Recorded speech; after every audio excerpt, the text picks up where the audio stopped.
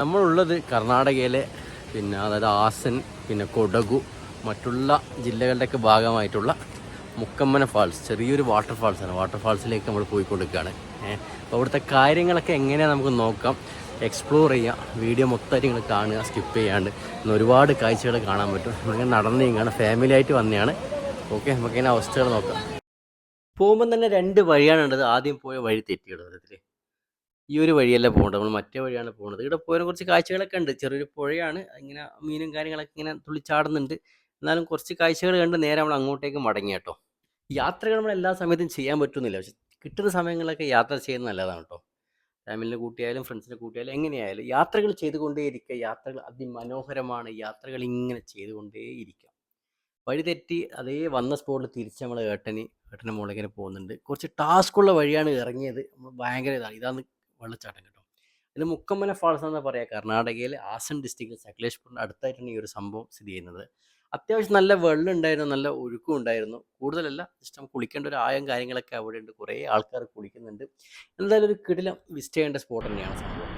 വളരെ രസകരമായ വെള്ളം ഇങ്ങനെ ഒഴുകി ധാരധാരയെ ഒഴുകിപ്പോകും.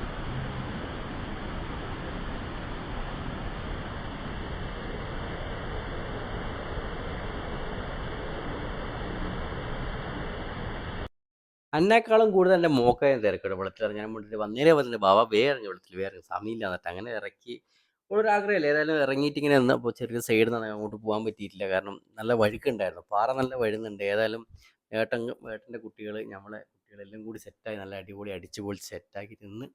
ഏതായാലും നൈസ് ഒരു വെള്ളച്ചാട്ടം കേട്ടോ, അടിപൊളിയായിട്ട് നല്ല രസമുണ്ടായിരുന്നു. കുറേ ഫോട്ടോസും കാര്യങ്ങളൊക്കെ എടുക്കാൻ പറ്റിയൊരു സ്പോട്ടാണ്. അതുപോലെ തന്നെ ആ ഒരു കുണ്ടക്കൽ നിന്നിട്ട് കുളിക്കാനല്ല, ഒരു പ്രത്യേക രസം തന്നെയായിരുന്നു. ഒരു ഇഡൻ സ്പോട്ടാണ് കർണാടക സ്റ്റേറ്റിലെ ആസൻ ഡിസ്ട്രിക്റ്റിൽ ഇഡൻ സ്പോട്ടാണ്. പക്ഷെ ഇപ്പോൾ അത്യാവശ്യം ആൾക്കാരൊക്കെ അറിഞ്ഞു തുടങ്ങിയിട്ടുണ്ട്, നല്ലോണം ആൾക്കാർ ഒഴുകലുണ്ട്. കാരണം കർണാടകയിൽ അത്യാവശ്യം വെള്ളച്ചാട്ടങ്ങൾ കുറവാണെങ്കിലും കുളിക്കാൻ പറ്റിയതില്ല. അതുപോലെ തന്നെ 2-3 പാമ്പും കാര്യങ്ങളൊക്കെ ഉണ്ടായിരുന്നു കേട്ടോ.